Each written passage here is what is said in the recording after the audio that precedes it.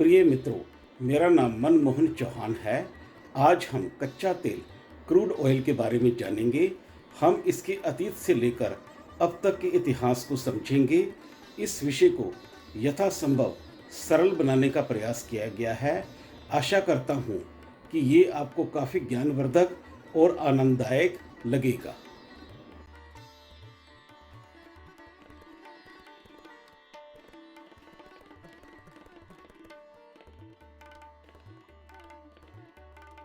नमस्ते। इस प्रस्तुति में हम कच्चे तेल की भूगर्भ से ऊर्जा तक की जटिल और महत्वपूर्ण यात्रा का अन्वेषण करेंगे।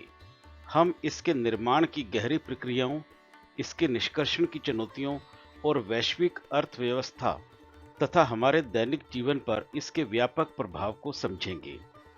Hello, in this presentation we will explore the intricate and vital journey of crude oil from Earth's depths to energy. We will delve into the profound processes of its formation, the challenges of its extraction, and its widespread impact on the global economy and our daily lives. यहाँ कच्चे तेल के निर्माण, खोज, निष्कर्षण, परिवहन और विभिन्न उत्पादों के बारे में 32 मुख्य बिंदु दिए गए हैं। जीवाश्म ईंधन की मौलिक प्रकृति, fundamental nature of fossil fuels. जीवाश्म ईंधन कार्बनिक पदार्थों, ऑर्गेनिक मैटर से प्राप्त प्राकृतिक ऊर्जा स्रोत हैं जो लाखों करोड़ों वर्षों के भूगर्भीय प्रक्रियाओं, जियोलॉजिकल प्रोसेसेस के परिणाम स्वरूप पृथ्वी की क्रस्ट, अर्थ क्रस्ट में संचित एक्युमुलेटेड होते हैं। इनमें मुख्यतः हाइड्रोकार्बन्स होते हैं। कच्चे तेल का सूक्ष्मजीवी उद्भव, microbial origin of crude oil. कच्चा तेल, जिसे पेट्रोलियम भी कहते हैं, मुख्य रूप से प्राचीन समुद्री वातावरण, एंशिएंट मैराइन एनवायरनमेंट्स में पनपने वाले सूक्ष्म जीवों, माइक्रो ऑर्गेनिजम्स जैसे डायटम्स, शैवाल, एल्गे और जूप्लैंक्टन के अवशेषों से उत्पन्न होता है। एनारोबिक तलछट में जमाव, डिपोजिशन इन एनारोबिक सेडिमेंट्स। इन सूक्ष्म जीवों के मरने के बाद उनके अवशेष समुद्री झील के तल पर ऑक्सीजन रहित एनारोबिक तलछट सेडिमेंट्स में जमा हो जाते हैं। ऑक्सीजन की कमी विघटन, डिकम्पोजिशन को रोकती है और कार्बनिक पदार्थों के संरक्षण, प्रिजर्वेशन में मदद करती है। डायजेनेसिस और तलछटी चट्टानों का संघनन, diagenesis and compaction of sedimentary rocks. समय के साथ इन कार्बनिक समृद्ध तलछट ऑर्गेनिक रिच सेडिमेंट्स के ऊपर मिट्टी, रेत और गाद सिल्ट्स की अतिरिक्त परतें जमा होती जाती हैं। इन परतों के भार से तलछट संघनित, कॉम्पैक्ट होते हैं और डायजेनेसिस नामक प्रक्रिया द्वारा तलछटी चट्टानों, सेडिमेंट्री रॉक्स में बदल जाते हैं। भूगर्भीय दबाव और ताप का उत्प्रेरक प्रभाव, catalytic effect of geologic pressure and heat. पृथ्वी की गहराई में दबे होने के कारण इन कार्बनिक पदार्थों पर बढ़ता हुआ भूगर्भीय दबाव, जियोस्टैटिक प्रेशर और पृथ्वी के आंतरिक भाग से उत्पन्न भूगर्भीय ताप, जियोथर्मल हीट कार्य करता है।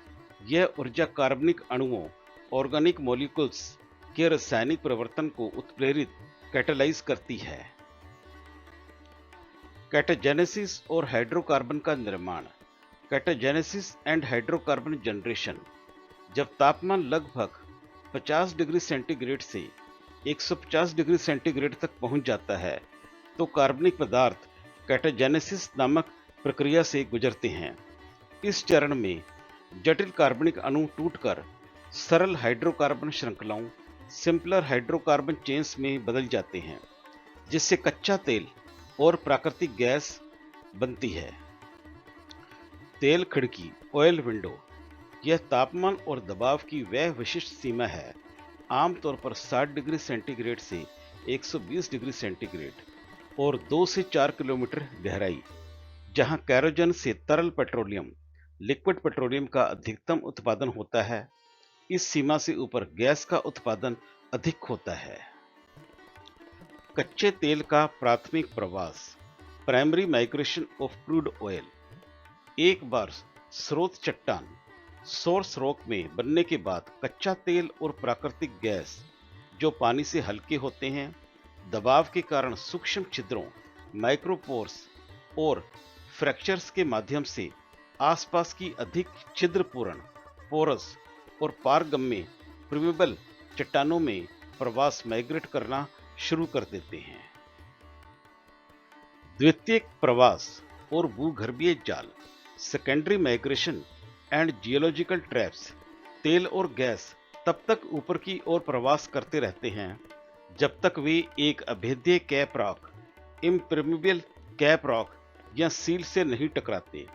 यह उन्हें आगे बढ़ने से रोक देता है और उन्हें भूगर्भीय जालों, जियोलॉजिकल ट्रैप्स जैसे एंटीक्लाइंस, फॉल्ट ट्रैप्स या साल्ट डोम्स में फंसा लेता है, जिससे तेल भंडार, ऑयल रिजर्वायर्स बनते हैं। तेल भंडार की संरचना, स्ट्रक्चर ऑफ ऑयल रिजर्वायर्स। एक विशिष्ट तेल भंडार में सबसे ऊपर प्राकृतिक गैस, नेचुरल गैस की एक परत होती है, उसके नीचे कच्चा तेल, क्रूड ऑयल होता है और सबसे नीचे पानी, वाटर होता है, जो घनत्व, डेंसिटी के अंतर के कारण अलग अलग परतों में व्यवस्थित होते हैं। ऐतिहासिक उपयोग और प्रारंभिक खोज, historical use and early discoveries. प्राचीन सभ्यताओं ने हजारों वर्षों से तेल के प्राकृतिक रिसावों, नेचुरल ऑयल सीप्स का उपयोग किया है। मेसोपोटामिया और मिस्र, इजिप्ट जैसी सभ्यताओं ने टार को निर्माण, दवा और रोशनी के लिए इस्तेमाल किया। आधुनिक ड्रिलिंग का जन्म, बर्थ ऑफ मॉडर्न ड्रिलिंग। आधुनिक तेल उद्योग की क्रांति 27 अगस्त 1859 को एडविन ड्रेक द्वारा पेंसिल्वेनिया के टिटसविले में पहले व्यावसायिक रूप से सफल तेल कुएं, कमर्शियल ऑयल वेल की ड्रिलिंग के साथ हुई। इसने बड़े पैमाने पर तेल निष्कर्षण, लार्ज स्केल ऑयल एक्सट्रैक्शन की नींव रखी। ड्रिलिंग तकनीकें और प्रकार, ड्रिलिंग टेक्निक्स एंड टाइप्स। कच्चे तेल को पृथ्वी की सतह से निकालने के लिए उन्नत ड्रिलिंग रिग्स का उपयोग किया जाता है। इनमें वर्टिकल ड्रिलिंग, डायरेक्शनल ड्रिलिंग और हॉरिजॉन्टल ड्रिलिंग शामिल है, जो तेल और गैस के कुओं तक पहुंचने के लिए भूगर्भीय संरचनाओं, जियोलॉजिकल फॉर्मेशंस में बोरहोल्स बनाते हैं। प्राथमिक पुनर्प्राप्ति और प्राकृतिक दबाव, primary recovery and natural pressure. प्रारंभिक उत्पादन चरण में तेल अक्सर भंडार के प्राकृतिक दबाव, नेचुरल रिजर्वायर प्रेशर के कारण सतह पर आ जाता है। यह दबाव कम होने पर पंप जैक्स या गैस लिफ्ट जैसी यांत्रिक लिफ्ट विधियों, मैकेनिकल लिफ्ट मेथड्स का उपयोग किया जाता है।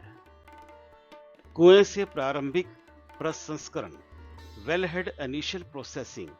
कच्चे तेल को सीधे कुएं से निकालने के बाद इसे अक्सर शुरुआती प्रसंस्करण से गुजारा जाता है। इस चरण में तेल से पानी, गैस और तलछट जैसी अशुद्धियों को अलग किया जाता है, ताकि इसे पाइपलाइनों के माध्यम से परिवहन के लिए उपयुक्त बनाया जा सके और पाइपलाइनों में जंग या ब्लॉकेज से बचा जा सके। यह सुनिश्चित करता है कि रिफाइनरी तक पहुंचने वाला तेल उच्च गुणवत्ता का हो। उन्नत तेल पुनर्प्राप्ति, इनहैंस्ड ऑयल रिकवरी, EOR। जब प्राथमिक तरीकों से तेल का प्रवाह धीमा हो जाता है तो उन्नत तेल पुनर्प्राप्ति EOR तकनीकों का उपयोग किया जाता है। इनमें पानी या गैस इंजेक्शन, वाटर और गैस इंजेक्शन, द्वितीयक पुनर्प्राप्ति, सेकेंडरी रिकवरी और थर्मल, रासायनिक, केमिकल या गैस इंजेक्शन जैसे CO2 विधियों, तृतीयक पुनर्प्राप्ति, टेरिटरी रिकवरी शामिल हैं, जो शेष तेल को बाहर निकालने में मदद करती है। पाइपलाइन नेटवर्क, कच्चे तेल को उत्पादन स्थलों, प्रोडक्शन साइट से रिफाइनरीज या शिपिंग टर्मिनल्स तक पहुंचाने का सबसे कुशल और लागत प्रभावी तरीका पाइपलाइन नेटवर्क है। ये भूमिगत या सतह पर बिछाई गई विशेष प्रणालियां होती हैं। समुद्री टैंकरों का वैश्विक परिवहन, ग्लोबल ट्रांसपोर्टेशन बाय सी टैंकर्स, अंतर्राष्ट्रीय कच्चे तेल के व्यापार के लिए विशाल तेल टैंकरों ऑयल टैंकर्स या very large crude carriers VLCCs का उपयोग किया जाता है। ये जहाज एक बार में लाखों बैरल कच्चे तेल को महासागरों के पार ले जा सकते हैं। रेल और सड़क परिवहन, रेल एंड रोड ट्रांसपोर्टेशन, छोटी दूरी के लिए या दुर्गम क्षेत्रों इनएक्सेसिबल एरियाज में जहां पाइपलाइन या समुद्री मार्ग संभव नहीं है, कच्चे तेल और परिष्कृत पेट्रोलियम उत्पादों रिफाइंड पेट्रोलियम प्रोडक्ट्स को रेल टैंकरों, रेल टैंकर्स और सड़क टैंकरों, रोड टैंकर्स, ट्रकों द्वारा भी ले जाया जाता है। रिफाइनरी, कच्चे तेल का रूपांतरण केंद्र, refinery crude oil transformation hub. कच्चा तेल सीधे उपयोग योग्य नहीं होता है क्योंकि यह विभिन्न हाइड्रोकार्बन का एक जटिल मिश्रण, कॉम्प्लेक्स मिक्सचर ऑफ हाइड्रोकार्बन्स है। एक तेल रिफाइनरी, ऑयल रिफाइनरी वह औद्योगिक सुविधा है जहां कच्चे तेल को विभिन्न उपयोगी पेट्रोलियम उत्पादों, पेट्रोलियम प्रोडक्ट्स में संसाधित, प्रोसेस्ड किया जाता है। आंशिक आसवन, पृथक्करण का आधार, fractional distillation, basis of separation. Refinery में कच्चे तेल को अलग करने की प्राथमिक प्रक्रिया आंशिक आसवन, फ्रैक्शनल डिस्टिलेशन है। यह इस सिद्धांत पर आधारित है कि कच्चे तेल के विभिन्न हाइड्रोकार्बन घटक, हाइड्रोकार्बन कंपोनेंट्स, अलग अलग क्वथनांक, बॉइलिंग पॉइंट्स रखते हैं। वायुमंडलीय आसवन इकाई, एटमॉस्फेरिक डिस्टिलेशन यूनिट। कच्चे तेल को एक बड़े भट्टी फर्नेस में लगभग 350 डिग्री सेंटीग्रेड से 400 डिग्री सेंटीग्रेड तक गर्म किया जाता है, जिससे अधिकांश हाइड्रोकार्बन वाष्पीकृत वेपोराइज हो जाते हैं। इस गर्म वाष्प और तरल मिश्रण को फिर एक लंबे ऊर्ध्वाधर आसवन tower, fractionating column of atmospheric distillation unit में भेजा जाता है। क्वथनांक के आधार पर पृथक्करण, separation based on boiling points. आसवन टावर के अंदर एक नियंत्रित तापमान ढाल, कंट्रोल टेम्परेचर ग्रेडियंट होता है। टावर के नीचे का हिस्सा सबसे गर्म होता है और ऊपर का हिस्सा ठंडा होता जाता है। हल्के हाइड्रोकार्बन वाष्प, वेपर्स ऊपर उठते हैं और अपने अपने क्वथनांक के अनुसार अलग अलग ऊंचाइयों पर संघनित, कंडेंस होकर तरल अंशों, लिक्विड फ्रैक्शंस में बदल जाते हैं, जिन्हें ट्रेस पर एकत्र किया जाता है। Petrol, gasoline. गैसोलीन यह सबसे हल्का और सबसे वाष्पशील वोलाटाइल पेट्रोलियम उत्पाद है, जिसका क्वथनांक सबसे कम लगभग 30 डिग्री सेंटीग्रेड से 200 डिग्री सेंटीग्रेड होता है। यह मुख्य रूप से आंतरिक दहन इंजन, इंटरनल कंबस्शन इंजन्स वाले वाहनों के लिए ईंधन के रूप में उपयोग होता है। नैफ्था, पेट्रोल से थोड़ा भारी। नैफ्था का क्वथनांक लगभग 60 डिग्री सेंटीग्रेड से 180 डिग्री सेंटीग्रेड होता है। यह पेट्रोकेमिकल उद्योग, पेट्रोकेमिकल इंडस्ट्री के लिए एक महत्वपूर्ण फीडस्टॉक है, विशेषकर प्लास्टिक और अन्य सिंथेटिक उत्पादों के उत्पादन के लिए। प्लास्टिक का उत्पादन नैफ्था से ओलेफिन तक। Plastic production from naphtha to olefins. Plastic के निर्माण की शुरुआत नैफ्था से होती है। नैफ्था को स्टीम क्रैकिंग नामक प्रक्रिया से गुजारा जाता है, जिसमें इसे उच्च तापमान 750 डिग्री सेंटीग्रेड से 950 डिग्री सेंटीग्रेड पर गर्म किया जाता है। यह प्रक्रिया नैफ्था के बड़े हाइड्रोकार्बन अणुओं को छोटे असंतृप्त हाइड्रोकार्बन, अनसैचुरेटेड हाइड्रोकार्बन्स जैसे एथिलीन, प्रोपिलीन और ब्यूटाडीन में तोड़ देती है, जिन्हें सामूहिक रूप से ओलेफिन्स कहा जाता है। पॉलीमराइजेशन और प्लास्टिक का निर्माण। Polymerisation and plastic formation. Olefin जैसे एथिलीन और प्रोपिलीन को फिर पॉलीमराइजेशन नामक रासायनिक प्रक्रिया के माध्यम से एक साथ जोड़ा जाता है। इस प्रक्रिया में हजारों छोटे मोनोमर इकाइयां मिलकर लंबी श्रृंखला वाले पॉलीमर बनाती हैं जो विभिन्न प्रकार के प्लास्टिक्स का आधार हैं, जैसे पॉलीथीन, पॉलीप्रोपिलीन, पीवीसी। कैरोसिन मिट्टी का तेल। कैरोसिन इसका क्वथनांक लगभग 150 डिग्री सेंटीग्रेड से 275 डिग्री सेंटीग्रेड होता है। कैरोसिन का उपयोग विमानों के लिए जेट ईंधन, जेट फ्यूल, घरेलू हीटिंग, डोमेस्टिक हीटिंग और खाना पकाने के लिए विशेषकर ग्रामीण क्षेत्रों में किया जाता है। Diesel gas oil. पेट्रोल और कैरोसिन से भारी डीजल का क्वथनांक बॉइलिंग पॉइंट लगभग 200 डिग्री सेंटीग्रेड से 350 डिग्री सेंटीग्रेड होता है।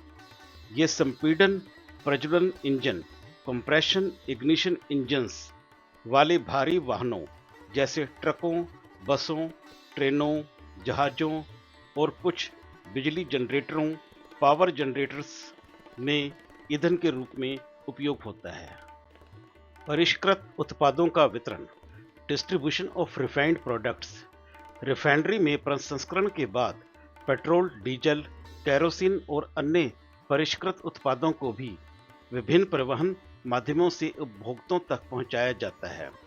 लंबी दूरी के लिए समर्पित उत्पाद पाइपलाइनों का उपयोग किया जाता है, जो इन उत्पादों को भंडारण टर्मिनलों और वितरण केंद्रों तक ले जाती हैं। इसके अतिरिक्त सड़क टैंकरों, ट्रकों और रेल टैंकरों का व्यापक रूप से स्थानीय और क्षेत्रीय वितरण के लिए उपयोग किया जाता है, जबकि समुद्री टैंकरों का उपयोग अंतर्राष्ट्रीय शिपमेंट के लिए किया जाता है, जिससे ये ऊर्जा उत्पाद दुनिया भर में उपलब्ध हो सके। चिकनाई वाले तेल, वैक्स और ईंधन तेल। Lubricating oils, waxes and fuel oil. आसवन टावर के निचले हिस्सों से प्राप्त भारी अंशों, हैवी फ्रैक्शंस से चिकनाई वाले तेल, ल्यूब्रिकेटिंग ऑयल्स बनते हैं, जो मशीनों में घर्षण, फ्रिक्शन कम करते हैं।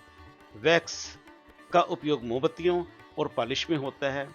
ईंधन तेल, फ्यूल ऑयल का उपयोग औद्योगिक भट्टियों, इंडस्ट्रियल फर्नेसिस और बिजली संयंत्रों, पावर प्लांट्स में होता है। डामर, बिटुमेन और petroleum Coke. Accept, bitumen and petroleum Coke आसवन प्रक्रिया के सबसे भारी और गैर वाष्पशील अवशेषों, नॉन वोलाटाइल रेसिड्यूज से डामर, एसेफल्ट, बिटुमेन प्राप्त होता है, जिसका उपयोग सड़क निर्माण, रोड कंस्ट्रक्शन और छत सामग्री, रूफिंग मटेरियल्स में होता है। कुछ रिफाइनरियों में इन अवशेषों को आगे संसाधित करके पेट्रोलियम कोक भी बनाया जाता है, जिसका उपयोग इलेक्ट्रोड्स और ईंधन के रूप में होता है। एक गहन और महत्वपूर्ण यात्रा का सुखद समापन। आज हमने मिलकर पृथ्वी के गर्भ में छिपे उस अमूल्य संसाधन कच्चे तेल की जटिल और अविश्वसनीय यात्रा को समझा। यह कहानी, जिसके उद्गम से लेकर हमारे दैनिक जीवन में उसके बहुमुखी उपयोग तक के आयाम हैं, आशा है कि आपके लिए न केवल ज्ञानवर्धक रही होगी, बल्कि आपको इस महत्वपूर्ण ऊर्जा स्रोत के विभिन्न पहलुओं और इसके प्रभावों को गहराई से समझने में भी सहायक हुई होगी।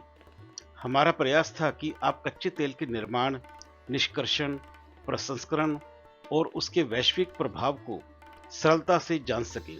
मुझे पूरी उम्मीद है कि इस प्रस्तुति ने आपको ऊर्जा के भविष्य और उसके सतत उपयोग के प्रति एक नई सोच और दृष्टि प्रदान की होगी। आपके बहुमूल्य समय, गहन रुचि और एकाग्रता के लिए मैं हृदय से आभार व्यक्त करता हूँ। सादर धन्यवाद। मनमोहन चौहान।